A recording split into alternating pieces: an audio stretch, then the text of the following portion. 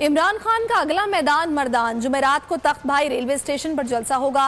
Video पैगाम में इमरान खान का कहना था कि इलेक्शन का जलसा है, लेकिन इसमें हकीकी आज़ादी के जिहाद पर भी बात होगी। सबको जलसे में शिरकत की दावत देता हूँ।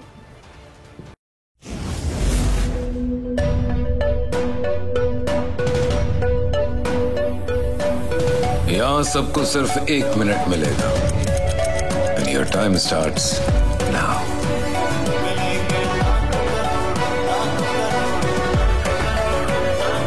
लाखों करोड़ों बस 1 मिनट में।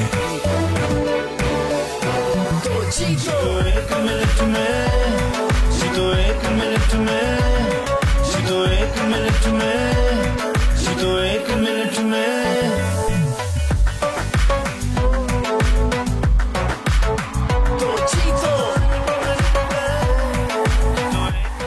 जीतो 1 मिनट में बुध और जुमेरात शाम 7 बजे सिर्फ बोल एंटरटेनमेंट पर।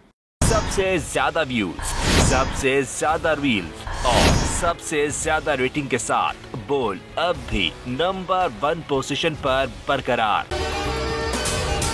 अगर आपको ये वीडियो पसंद आई है तो हमारे चैनल को सब्सक्राइब कीजिए और बेल आइकन पर क्लिक कीजिए। सब्सक्राइब करें और बेल दबाएं ताकि कोई खबर रह न जाए।